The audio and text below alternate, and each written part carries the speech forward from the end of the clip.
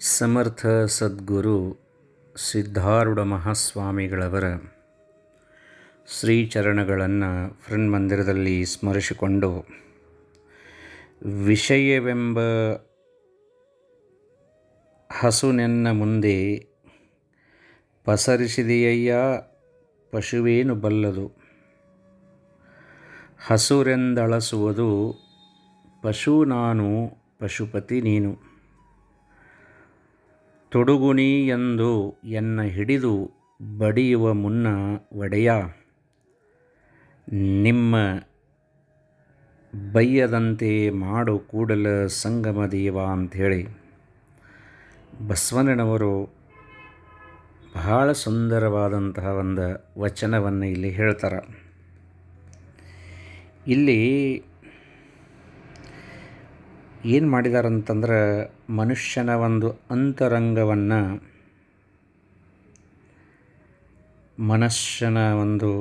ಮನಸ್ಸನ್ನು ಎದಕ್ಕೆ ಹೋಲಿಸಿದಾರಪ್ಪ ಅಂದ್ರೆ, ಒಂದು ತೊಡುಗದನಕ್ಕೆ ಹೋಲಿಸಿದಾರೆ ನೋಡ್ರಿ. ತೊಡುಗದನ ಅಂಥೇಳಿ ಇರ್ತಾವಲ್ಲ, ಯಾರ್ದ್ಯಾರ್ದೋ ಹೊಲ ಮೇಯ್ತಿರ್ತಾವೆ.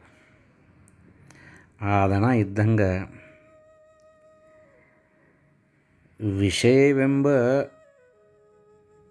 ಹಸುರನ್ನು ಈ ತೊಡುಗದನದ ಮುಂದೆ ಪಸರಿಸಿದಿಪ ಪರಮಾತ್ಮ.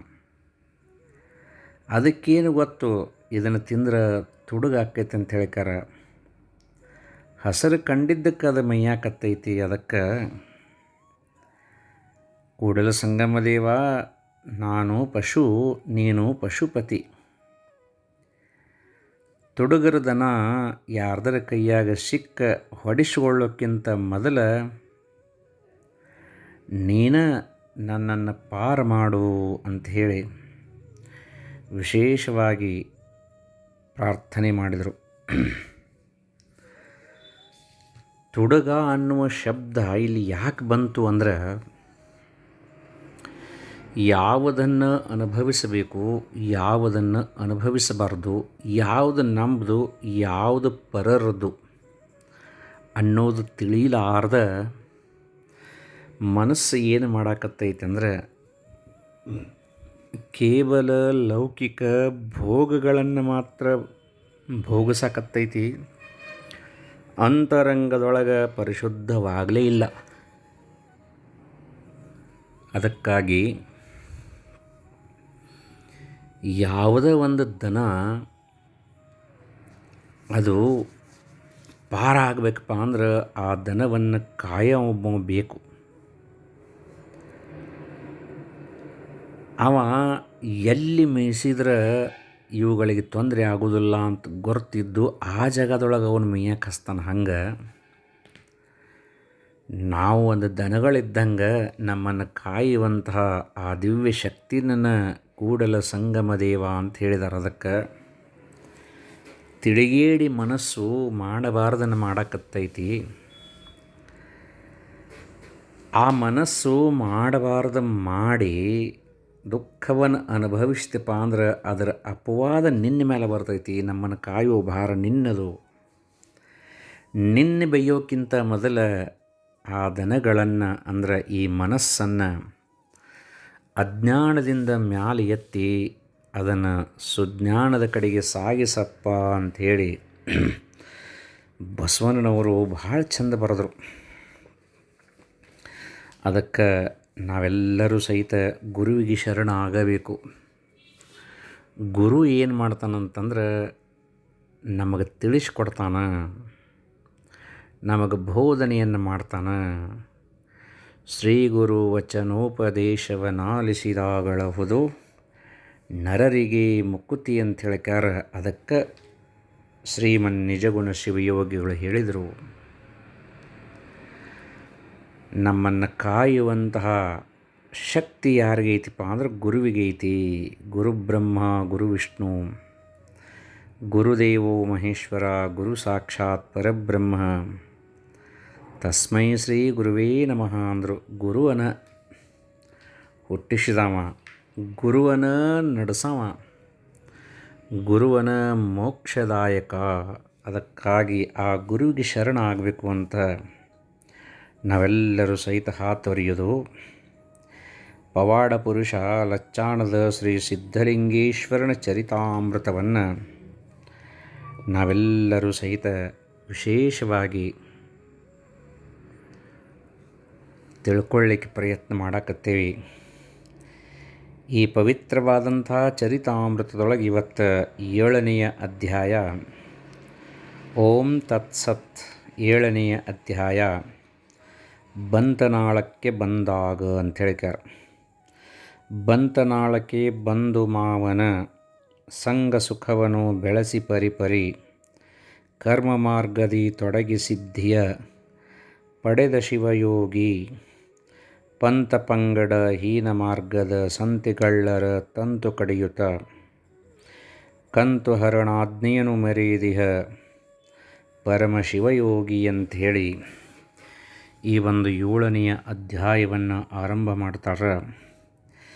ಬಂತನಾಳ ಗ್ರಾಮದಲ್ಲಿ ಸಿದ್ಧಲಿಂಗೇಶನು ತನ್ನ ಎಲ್ಲ ಬಂಧು ಬಾಂಧವರನ್ನು ಕೂಡಿಕೊಂಡು ಮಾವನ ಮನೆಯಲ್ಲಿ ಕೆಲಸಕ್ಕೆ ತೊಡಗಿದ್ದನು. ಇವನು ಈ ಮೊದಲು ಯಾವ ಉದ್ಯೋಗವನ್ನೂ ಮಾಡಿದವನಲ್ಲ. ತನ್ನ ಸರಿ ಬಾಲಕರ ಕೂಡ ಆಟವಾಡುವುದು, ಧ್ಯಾನಾಸಕ್ತನಾಗಿ ಕೂಡುವುದು, ಇದರಲ್ಲಿಯೇ ವೇಳೆ ಕಳೆಯುತ್ತಿದ್ದನು. ಮಾವನ ಮನೆಯಲ್ಲಿ ಬಡಿಗತನ ಕೆಲಸ ಪ್ರಾರಂಭ ಮಾಡಿದನು. ಮಾವನು ಯಾವ ಯಾವ ಕೆಲಸ ಮಾಡು ಎಂದು ಹೇಳುತ್ತಿದ್ದನೋ ಆ ಕೆಲಸವನ್ನು ತಕ್ಷಣವೇ ಮಾಡಿ ಸಿದ್ಧ ಮಾಡುತ್ತಿದ್ದನು. ಆ ಕೆಲಸವನ್ನು ನೋಡಿ ಎಲ್ಲ ಜನರು, ಬಡಿಗರು ತಮ್ಮ ತಮ್ಮಲ್ಲಿ ಮಾತನಾಡಿ ನಾಚಿಕೊಳ್ಳುವಂತೆ ಅಷ್ಟು ವೈಭವೋಪೀತ ಕೆಲಸ ಮಾಡುತ್ತಿದ್ದನು. ಮತ್ತು ಈತನ ಜಾಣತನದ ಕೆಲಸದ ವಾರ್ತೆ ಸುತ್ತಲಿನ ಗ್ರಾಮಗಳಿಗೆ ಗೊತ್ತಾಗಿ, ಸಣ್ಣ ಬಾಲಕ ಇದ್ದಾನೆ, ಕೆಲಸ ಮಾತ್ರ ದೊಡ್ಡವರಿಗೆ ಅಸಾಧ್ಯವಾದದ್ದನ್ನು ಮಾಡುತ್ತಾನೆ ಎಂದು ಎಲ್ಲರೂ ನೋಡಿ ಬರೋಣ ಎಂದು ಜನರು ಬರಲಿಕ್ಕೆ ಪ್ರಾರಂಭಿಸಿದರು. ಭೀಮಪ್ಪನಿಗೆ ಕೆಲಸಗಳು ಬಹಳ ಬರಲಿಕ್ಕೆ ಹತ್ತಿದವು. ಲಕ್ಷ್ಮೀದೇವಿ, ಸರಸ್ವತಿ, ಈರ್ವ ದೇವತೆಗಳು ಮನೆಯಲ್ಲಿ ವಾಸವಾದರು. ಭೀಮಪ್ಪನಿಗೆ ಎಲ್ಲಿಲ್ಲದ ಸಂತೋಷವಾಯಿತು. ತನ್ನ ಅಳಿಯ ಸಿದ್ಧಲಿಂಗೇಶ ಮನೆಯಲ್ಲಿ ಪಾದಾರ್ಪಣೆ ಮಾಡಿದ ತಕ್ಷಣವೇ ಎಲ್ಲ ಕಂಟಕಗಳು ಹೇಳಲಾರದೆ ಹೋದವು. ಹುಟ್ಟಿ ಇಷ್ಟು ದಿವಸವಾದರೂ ದುಡ್ಡು ಇಷ್ಟು ಸಂಗ್ರಹವಾಗಿರಲಿಲ್ಲ. ಏನು ನಮ್ಮ ಭಾಗ್ಯ ಎಂದು ಸಂತೋಷ ಸಾಗರದಲ್ಲಿ ಮುಳುಗಿದನು.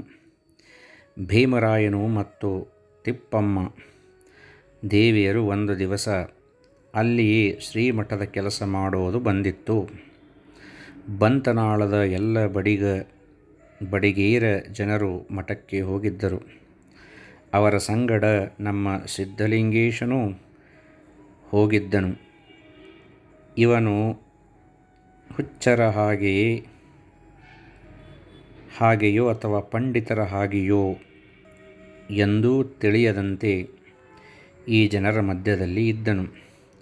ಶ್ರೀಮಠದ ಗುರುಗಳಾದ ಶ್ರೀಮನ್ನಿರಂಜನ ಪ್ರಣವ ಸ್ವರೂಪಿ ಶಂಕರಲಿಂಗೇಶ್ವರ ಶಿವಯೋಗಿಗಳು ಈತನನ್ನು ಏಕಾಗ್ರ ದೃಷ್ಟಿಯಲ್ಲಿ ನೋಡಿದರು ಅಂಥೇಳಿ ಈ ಒಂದು 7ನೆಯ ಅಧ್ಯಾಯವನ್ನು ಆರಂಭ ಮಾಡ್ತಾರೆ. ಬಾಲಕ ಸಿದ್ಧಲಿಂಗೇಶ್ವರರು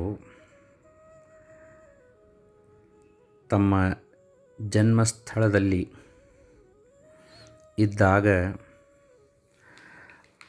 ಅವರ ತಂದೆಯವರು ತೀರಿಕೊಳ್ತಾರೆ. ತೀರಿಕೊಂಡ ಕೂಡಲೇ ಲಚ್ಚಪ್ಪನವರು ತೀರಿಕೊಂಡ್ರು. ಇನ್ನು ಹೆಂಗೆ ಜೀವನವನ್ನು ಸಾಗಿಸುವುದು ಅಂಥೇಳಿ ಎಲ್ಲರೂ ದುಃಖದೊಳಗಿದ್ದಾಗ ಆ ಒಂದು ಊರಿನ ಹಿರಿಯರೆಲ್ಲರೂ ಕೂಡಿ ಏನು ವಿಚಾರ ಮಾಡ್ತಾರಂತಂದ್ರೆ, ನೀವು ಕಕ್ಕಳ ಮೇಲೆಯಲ್ಲಿ ಇರುವುದು ಬೇಡ, ನಿಮ್ಮ ಹಿರಿಯ ಮಗಳಾದಂಥ ತಿಪ್ಪಮ್ಮ, ಆಕೆಯ ಗಂಡ ಭೀಮಪ್ಪ ಇಬ್ಬರು ಸಾಧ್ವಿ ಸ್ವಭಾವದವರದಾರಂತ ಹೇಳಿ ಅವರನ್ನು ಬಂತನಾಳಕ್ಕೆ ಕಳಿಸ್ಕೊಡ್ತಾರೆ. ಬಾಲಕ ಸಿದ್ಧಲಿಂಗೇಶ್ವರರನ್ನು ಮತ್ತು ಅವರ ತಾಯಿಯನ್ನು ಕರ್ಕೊಂಡು ಅಲ್ಲಿ ಕಳಿಸ್ಬಿಡ್ತಾರೆ. ಮುಂದೆ ತಿಪ್ಪಮ್ಮ ಮತ್ತು ಭೀಮಪ್ಪ ಇವರ ಒಂದು ಮನೆಯೊಳಗೆ ಸಿದ್ಧಲಿಂಗೇಶ್ವರನ ತಾಯಿ ಮತ್ತು ಸಿದ್ಧಲಿಂಗೇಶ್ವರರು ಜೀವನ ಮಾಡೋಕ್ಕೆ ಆರಂಭ ಮಾಡ್ತಾರೆ. ಯಾವಾಗ ಈ ಸಿದ್ಧಲಿಂಗೇಶ್ವರರ ಆಗಮನ ಅವರ ಮನೆಗೆ ಆತು, ಆವಾಗ ಎಲ್ಲ ರೀತಿಯ ದುಃಖಗಳು ಸಹಿತ ಪರಿಹಾರವಾದಂಥ ಅನುಭವ ಅವರಿಗೆ ಆತು. ಮಹಾತ್ಮರ ಸಂಘ ಅಷ್ಟು ದೊಡ್ಡದಿರ್ತೈತಿ. ಬಡಿಗತನವನ್ನು ಕಲಿಸಿದ್ರು. ಸಣ್ಣ ವಯಸ್ಸಿನಂದರೂ ಸಹಿತ 16-17 ವರ್ಷದವರಿದ್ದಾಗ ಸಿದ್ಧಲಿಂಗೇಶ್ವರರು ಮಾಡುವಂತಹ ಬಡಿಗತನದ ಕಾರ್ಯವನ್ನು ನೋಡಿ ಎಲ್ಲರೂ ಬೆರಗಾಗ್ತಿದ್ರು. ದೊಡ್ಡ ದೊಡ್ಡ ಅನುಭವಿಗಳಿಗೂ ಸಹಿತ ಅಸಾಧ್ಯವಾದಂತಹ ಕಾರ್ಯವನ್ನು ಅತ್ಯಂತ ಸರಳವಾಗಿ ಸಲೀಸಾಗಿ ಸಿದ್ಧಲಿಂಗೇಶ ಮಾಡ್ತಾನಂಥೇಳಿ ಸುದ್ದಿ ಗೊತ್ತಾಗಿ ಎಲ್ಲ ಕಡೆಯಿಂದನೂ ಸಹಿತ ಬಂದು ಬಾಲಕ ಸಿದ್ಧಲಿಂಗೇಶ್ವರರು ಅಂದರೆ ತರುಣ ವಯಸ್ಸಿನೊಳಗೆ ಸಿದ್ಧಲಿಂಗೇಶ್ವರರು ಮಾಡುವಂಥ ಎಲ್ಲ ಕಾರ್ಯಗಳನ್ನು ನೋಡಿ ಎಲ್ಲರೂ ಬೆರಗಾಗ್ತಿದ್ರು. ಬಂತನಾಳ ಶಿವಯೋಗೀಶ್ವರರ ಮಠ ಏನಿತ್ತು, ಆ ಬಂತನಾಳದ ಶಿವಯೋಗೀಶ್ವರರು ಶ್ರೀಮನ್ನಿರಂಜನ ಪ್ರಣವ ಸ್ವರೂಪಿಗಳಾದಂತಹ ಶಂಕರಲಿಂಗ ಮಹಾರಾಜರು ಮಠದೊಳಗೆ ಒಂದು ಕೆಲಸ ಮಾಡಬೇಕಾಗಿತ್ತು. ಅದಕ್ಕೆ ಊರೊಳಗಿನ ಎಲ್ಲ ಬಡಿಗರು ಹೋಗಿದ್ದರು. ಆವಾಗ ತಮ್ಮ ಅಕ್ಕ ತಿಪ್ಪಮ್ಮ ಮತ್ತು ಮಾವನಾದಂಥ ಭೀಮಪ್ಪನ ಜೊತೆ ಸಿದ್ಧಲಿಂಗೇಶ್ವರರು ಹೋದರು. ಇವರು ಹೋದ ಕೂಡಲೇ ಶಂಕರಲಿಂಗ ಮಹಾರಾಜರು ಅವರನ್ನು ಏಕಾಗ್ರ ದೃಷ್ಟಿಯಿಂದ ನೋಡಿ ಅವ್ರ ಒಳಗೆ ಕರುಣಾದೃಷ್ಟಿಯನ್ನು ಬೀರಿದರು. ಅಷ್ಟನ್ನು ನೋಡಿದ ಸಿದ್ಧಲಿಂಗೇಶ್ವರರು ಏನು ಮಾಡಿದ್ರು ಅಂದ್ರೆ ಓಡಿ ಬಂದವ್ರನ್ನ ಶಂಕರಲಿಂಗ ಮಹಾರಾಜರಿಗೆ ದೀರ್ಘದಂಡ ಸಾಷ್ಟಾಂಗ ನಮಸ್ಕಾರಗಳನ್ನು ಮಾಡಿ ಅವರ ಮುಂದೆ ಕುಂತರು. ನಿನ್ನ ಹೆಸರು ಏನು ಕಂದ ಅಂತ ಹೇಳಿಕಾರ ಗುರುಗಳು ಕೇಳಿದರು. ನನ್ನ ಹೆಸರು ಸಿದ್ಧನು ಅಂತ ಹೇಳಿದರು ಅವರು. ಆವಾಗ ಶಂಕರಲಿಂಗ ಮಹಾರಾಜರು ಹೇಳ್ತಾರೆ, ಹೌದಪ್ಪ ಹೌದು, ನಿನ್ನ ಹೆಸರು ಸಿದ್ಧನೇ ಕರೆ. ನೀನು ಆಡಿದ ಮಾತು ಸುಳ್ಳಾಗುವುದಿಲ್ಲ. ನೀನು ಯಾವ ಕಾಲ ಕೆಲಸ ಮಾಡುತ್ತೀಯೋ ಅಂತಹ ಕೆಲಸವನ್ನು ಯಾರಿಗೂ ಮಾಡಲಿಕ್ಕೆ ಆಗುವುದಿಲ್ಲ. 3 ಲೋಕಗಳಲ್ಲಿ ಸಂಪೂರ್ಣವಾಗಿ ತುಂಬಿರುವಂತಹ ಶಕ್ತಿಯನ್ನೊಳಗೊಂಡಿರುವ ಸಿದ್ಧಪುರುಷನೇ ನೀನು ಇರುತ್ತಿ ಅಂತ ಅಂದುಬಿಟ್ಟರು. ಅಷ್ಟನ್ನು ಕುಡಿದ ಗುರು ಮತ್ತು ಶಿಷ್ಯರು ಹೆಂಗಿರ್ತಾರಪ್ಪ ಅಂದ್ರೆ, ಗುರು ಎಂಥವ ಅಂಥೇಳಿ ಶಿಷ್ಯಗೆ ಗೊತ್ತಾಗಿರ್ತೈತಿ, ಈ ಶಿಷ್ಯ ಎಂಥವ ಅಂಥೇಳಿ ಗುರುವಿಗೆ ಗೊತ್ತಾಗಿರ್ತದೆ. ಶಂಕರಲಿಂಗ ಮಹಾರಾಜರಿಗೆ ನನ್ನ ಪರಮ ಶಿಷ್ಯ ಸಿಕ್ಕ ಅಂತ ಅವರಿಗೆ ಆನಂದ ಆಗೈತಿ, ನನ್ನ ಭವತಾರಕ ಗುರು ಸಿಕ್ಕ ಅಂತ ಹೇಳಿಕಾರ ಸಿದ್ಧಲಿಂಗೇಶ್ವರರಿಗೂ ಆನಂದ ಆಗೈತಿ. ನೀ ನಿಜವಾಗಿಯೂ ಸಿದ್ಧ ಪುರುಷನಪ್ಪ ಅಂತ ಹೇಳಿಕಾರ ಒಂದೇ ಕ್ಷಣಕ್ಕನ ಗುರುಗಳು ಆಶೀರ್ವಾದ ಮಾಡಿದರು. ದಿನ ಮಠಕ್ಕೆ ಬರೋಕೆ ಆರಂಭ ಮಾಡಿದರು.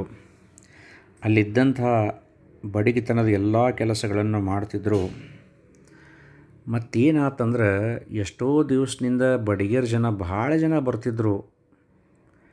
ಯಾರ ಜೋಡಿನೂ ಅಷ್ಟು ಸಲಿಗೆಯಿಂದ ಗುರುಗಳು ಇದ್ದಿದ್ದಿಲ್ಲ. ಬರೀ 1ನೇ ದಿವಸಕ್ಕನ ಈ ಬಾಲಕನಾದಂತಹ ಸಿದ್ಧಲಿಂಗೇಶ್ವರರನ್ನು ಎಷ್ಟೊಂದು ಹಚ್ಕೊಂಡ್ರಲ್ಲ ಅಂತ ಹೇಳಿಕಾರ ಎಲ್ಲರಿಗೂ ಆಶ್ಚರ್ಯ ಆಯ್ತು. ಮುಂದೆ ಹೋಗೋದು ಬರೋದು ಹಿಂಗೆ ನಡೆದಿತ್ತು. ಆವಾಗ ಒಂದು ದಿವಸ ತರುಣ ಸಿದ್ಧಲಿಂಗೇಶ್ವರರು ಮಲ್ಕೊಂಡಾಗ ವಿಚಾರ ಮಾಡ್ತಾರೆ, ಗುರು ದೀಕ್ಷೆ ಆಗುವವರೆಗೆ ಮುಕ್ತಿ ಸಿಗುವುದಿಲ್ಲ. ಅದಕ್ಕೆ ಗುರುಗಳಿಂದ ದೀಕ್ಷೆಯನ್ನು ಪಡೆದು ಹೆಂಗಾದರೂ ಮಾಡಿ ನಾ ಪಾರಾಗಬೇಕಂತ ಮನುಷ್ಯನಾಗ ಬಂದಿತ್ತು. ಅವತ್ತನ ಲಿಂಗ ಪೂಜೆಯನ್ನು ಮಾಡಿಕೊಳ್ಳುವಾಗ ಶಂಕರಲಿಂಗ ಮಹಾರಾಜರ ಮನಸ್ಸಿನೊಳಗೆ ಸಂಕಲ್ಪ ಮಾಡಿದ್ದಾರೆ ಏನಂದ್ರೆ, ಇವತ್ತು ಸಿದ್ಧಲಿಂಗೇಶ್ವರನಿಗೆ ಮಂತ್ರದೀಕ್ಷೆಯನ್ನು ನೀಡಿ ನನ್ನ ಪರಮ ಶಿಷ್ಯನನ್ನಾಗಿ ಮಾಡ್ಕೋಬೇಕಂತೇಳಿಕಾರ. ಆವಾಗ ಬೆಳಗ್ಗೆ ಎದ್ದ ಒಂದು ಇದರೊಳಗೆ ಮಡಿಯಿಂದ ಮಠಕ್ಕೆ ಬಂದಾರ. ಗುರುಗಳು ಅವರನ್ನು ನೋಡಿ ಸಂತೋಷಭರಿತರಾಗಿ, ಬಾರಪ್ಪ ನೀ ಹಸದ್ದಿ, ನಿನ್ನನ್ನು ಆಶೀರ್ವದಿಸ್ಬೇಕಂತ ಬಂದೆನು ಬಾ ಅಂದರು. ಸದ್ಗುರುನಾಥ, ನಿನ್ನ ಆಶೀರ್ವಾದ ಮಾಡಿ ನನ್ನನ್ನು ಉದ್ಧರಿಸ್ಬೇಕಂತ ಹೇಳಿ ಸಿದ್ಧಲಿಂಗ ಮಹಾರಾಜರು ಸಾಷ್ಟಾಂಗ ಮಾಡಿದರು. ಶಿವಯೋಗಿಗಳು ಅವರನ್ನು ಅಪ್ಪಿಕೊಂಡು ಅವರ ಕಿವಿ ಒಳಗೆ ಮಂತ್ರ ದೀಕ್ಷೆಯನ್ನು ನೀಡಿಬಿಟ್ರು. ನನ್ನ ಜನ್ಮ ಪಾವನವಾಯಿತು ಅಂತ ಹೇಳಿಕಾರ ಸಿದ್ಧಲಿಂಗ ಮಹಾರಾಜರು ಸಂತೋಷಪಟ್ಟರು. ದಿನಾ ಮಟ್ಟಕ್ಕೆ ಬಂದಕಾರ ಎಲ್ಲ ರೀತಿಯ ಚತುರ್ವಿಧ ಸೇವೆಗಳನ್ನು ಸ್ಥಾನ, ಅಂಗ,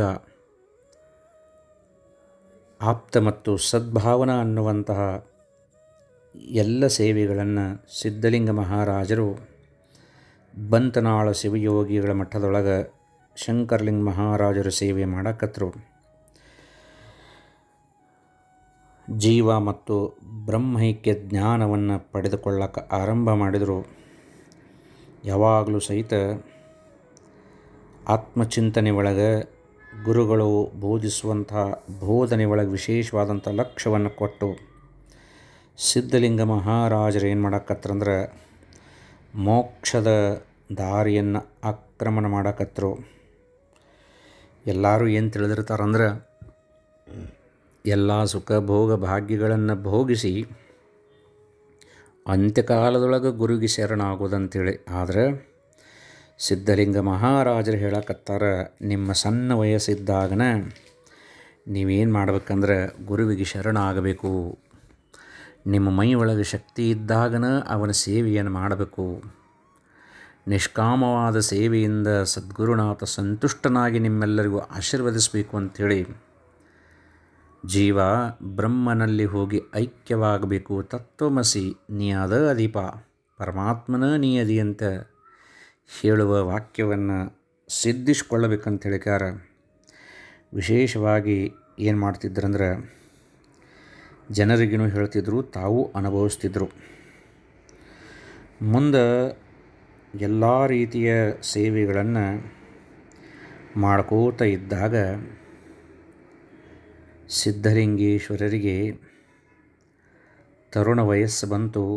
ಅವರಿಗೆ ಮದುವೆ ಮಾಡಬೇಕು ಅನ್ನುವಂಥ ವಿಚಾರ ಮಾವನಾದಂಥ ಭೀಮಪ್ಪ ಮತ್ತು ತಾಯಿಯಾದಂಥ ನಾಗಮ್ಮನಿಗೆ ಬಂತು ವಿಚಾರ. ಮದುವೆ ವಿಚಾರ ಬಂದ ಕೂಡಲೇ ಆ ವಿಚಾರವನ್ನು ನೀವೆಂದೂ ಮಾಡಬೇಡ್ರಿ, ನಾ ಎಂದೂ ಲಗ್ನವನ್ನು ಆಗುವುದಿಲ್ಲ ಅಂತ ಹೇಳಿಕಾರ ಸಿದ್ಧಲಿಂಗ ಮಹಾರಾಜರು ತಮ್ಮ ತಾಯಿ ಮತ್ತು ಮಾವನಿಗೆ ಅಕ್ಕನಿಗೆ ಖಡಾಖಂಡಿತವಾಗಿ ಹೇಳಿಬಿಡ್ತಾರೆ. ಆದ್ರೂ ಸಹಿತ ತಾಯಿಗೆ, ಅಕ್ಕಗೆ ಮತ್ತು ಮಾವಗೆ ಇವನು ಮದುವೆ ಮಾಡಬೇಕನ್ನುವಂಥ ಉತ್ಕಟವಾದಂಥ ಹಂಬಲ. ಆವಾಗ ಇವ ನೋಡಿದ್ರೆ ತನ್ನ ಮನಸ್ಸಿಗೆ ಬಂದಂಗೆ ನಡ್ಕೊಳ್ಳವ, ನಮ್ಮ ಮಾತು ಕೇಳೋದಿಲ್ಲ. ಒಂದು ದಾರಿ ಉಪಾಯ ಹೊಳಿತವರಿಗೆ ಏನಂತಂದ್ರೆ ಸಿದ್ಧಲಿಂಗೇಶ ಮಾತು ಮೀರಲಾರ್ದಂಥ ವ್ಯಕ್ತಿಗಳು ಯಾರು ಇದ್ದರೆ ಅವರು ಶಂಕರಲಿಂಗ ಮಹಾರಾಜರನ್ನ ಅಂಥೇಳಿ ತಿಳಿದು ತಾಯಿ ಹೋಗಿ ಏನು ಮಾಡ್ತಾಳೆ ನಾಗಮ್ಮ ಅಂದರೆ ಬಂತನಾಳ ಶಿವಯೋಗಿಗಳಿಗೆ ಸಾಷ್ಟಾಂಗ ನಮಸ್ಕಾರ ಮಾಡಿ, ಯಪ್ಪ ನನ್ನ ಮಗ್ಗ ಮದುವೆ ಆಗು ಅಂಥೇಳಿ ನೀವು ಆಶೀರ್ವದಿಸಬೇಕು ಅಂತ ಹೇಳಿದ ಕೂಡಲೇ ತ್ರಿಕಾಲ ಜ್ಞಾನಿಗಳಾದಂಥ ಶಿವಯೋಗಿಗಳು ಸಿದ್ಧಲಿಂಗೇಶ್ವರನ ಚಾರಿತ್ರ್ಯ ಹೆಂಗೈತಿ, ಅವನ ಚರಿತ್ರ ಏನು, ಹಿಂದಿಂದ ಇವತ್ತಿಂದ ಮುಂದಿಂದ ಎಲ್ಲ ಅವ್ರಿಗೆ ಗೊತ್ತಾಗ್ತಿತ್ತು. ತ್ರಿಕಾಲ ಜ್ಞಾನಿಗಳು ಆವಾಗ ನಾ ಆಶೀರ್ವಾದ ಮಾಡ್ತೇನೆ ಹೋಗ್ರಿ ಅಂತ ಹೇಳಿ ಕಳಿಸ್ತಾರೆ. ಮುಂದೆ ಒಂದು ದಿವಸ ಗುರುಗಳ ಹಂತೇಕ ಸಿದ್ಧಲಿಂಗೇಶ್ವರರು ಬಂದಾಗ ಸೇವಾ ಮಾಡ್ಕೊತ ದಿನ ಇದ್ದಂಗೆ ಸೇವಾ ಮುಗಿಸಿ ಹೊಂಟು ನಿಂತಿದ್ದರು. ಆವಾಗ ಸಿದ್ಧಲಿಂಗೇಶ್ವರರನ್ನು ಹಂತೇಕ ಕರೆದ ಗುರುಗಳು ಒಂದು ಮಾತು ಹೇಳ್ತಾರೆ. ಏನಂತಂದ್ರೆ, ನೋಡಪ್ಪ, ಪ್ರಾರಬ್ಧದೊಳಗೆ ಏನಾಯಿತೋ ಅದನ್ನು ಅನುಭವಿಸನ ತೀರ್ಬೇಕಪ್ಪ. ನಮ್ಮ ಪ್ರಾರಬ್ಧದೊಳಗೆ ಇದ್ದಂಥದ್ದನ್ನು ನಾವು ತಪ್ಪಿಸ್ಕೊಂಡ್ವಿಪ್ಪ ಅಂದ್ರೆ ಅದು ಮರುಜನ್ಮಕ್ಕೆ ಕಾರಣ ಆಗತೈತಿ. ಅದಕ್ಕೆ ನಮ್ಮ ಪ್ರಾರಬ್ಧವನ್ನು ತೀರಿಸಬೇಕು ಅಂಥೇಳಿ ಸಿದ್ಧಲಿಂಗೇಶ್ವರರಿಗೆ ಶಂಕರಲಿಂಗ ಮಹಾರಾಜರು ಹೇಳ್ತಾರೆ. ಯಪ್ಪ, ಯಾಕೆ ಈ ವಿಷಯ ಹೇಳಕತ್ತೀರಿ, ಏನು ನನ್ನ ಪ್ರಾರಬ್ಧ ಅಂತ ಕೇಳ್ತಾರೆ ಶಂಕರಲಿಂಗ ಮಹಾರಾಜರನ್ನು. ಆವಾಗ ಅವ್ರು ಹೇಳ್ತಾರೆ, ನೋಡಪ್ಪ, ನಿನ್ನ ಹಣೆ ಬರೋದೊಳಗೆ ಮದುವೆ ಮತ್ತು ಸಂತಾನ ಎರಡೂ ಅದಾವೆ. ಅದಕ್ಕೆ ನಿನ್ನ ತಾಯಿ, ನಿಮ್ಮ ಅಕ್ಕ, ನಿಮ್ಮ ಮಾವ ಹೇಳು ಹಂಗೆ ನೀ ಏನು ಮಾಡಬೇಕಂದ್ರೆ ಲಗ್ನವನ್ನು ಆಗಬೇಕು. ಲಗ್ನವನ್ನಾಗಿ ನಿನ್ನ ಪ್ರಾರಬ್ಧ ಕರ್ಮವನ್ನು ಕಳ್ಕೊಂಡು ನೀ ಮುಕ್ತನಾಗಬೇಕು. ಮತ್ತು ನನ್ನ ಆಶೀರ್ವಾದದಿಂದ ನಿನಗೆ ಯಾವ ತೊಂದರೆನೂ ಬರೋದಿಲ್ಲ. ಇಹ ಮತ್ತು ಪರ ಎರಡರಲ್ಲಿಯೂ ಸಹಿತ ಸಿದ್ಧಿಯನ್ನು ಸಾಧಿಸಿದಂಥ ಸಿದ್ಧಲಿಂಗೇಶ ನೀ ಅಂತ ಹೇಳಿಕಾರ ಜಗತ್ತಿಗೆ ಗೊತ್ತಾಗಬೇಕಾಗೈತಪ್ಪ. ಅದಕ್ಕೆ ನೀನು ಲಗ್ನ ಆಗು ಅಂತ ಆದೇಶ ಮಾಡಿಬಿಟ್ರು. ಆವಾಗ ನನ್ನ ಪರೀಕ್ಷೆ ಮಾಡಲಿಕ್ಕೆ ಗುರುಗಳು ಹತ್ತಿರರು ಎಂದು ತಿಳಿದು, ಗುರುವೇ, ತಾವು ಹೇಳಿದಂತೆ ತಮ್ಮ ಪಾದದಲ್ಲಿ ಸೇವೆ ಮಾಡುತ್ತಾ ಇರುವೆ ಎಂದನು. ಗುರುಗಳು, ನಿನ್ನ ಪ್ರಾರಬ್ಧದಲ್ಲಿ ಹೆಂಡರು ಮಕ್ಕಳು ಇರುವರು. ನೀನು ಲಗ್ನ ಮಾಡಿಕೊಂಡು ಪಾರಮಾರ್ಥ ಲೌಕಿಕ ಎರಡನ್ನೂ ನಡೆಸುವ ಜಗಕ್ಕೆ ಮಾರ್ಗದರ್ಶಕನಾಗಿ ಆಮೇಲೆ ಸನ್ಯಾಸಿಯಾಗು ಎಂದು ಹೇಳಿ ಆಶೀರ್ವದಿಸಿದರು ಎಂಬಲ್ಲಿಗೆ 7ನೆಯ ಅಧ್ಯಾಯ ಮಂಗಲಂ. ಓಂ ಶಾಂತಿ ಶಾಂತಿ ಶಾಂತಿ.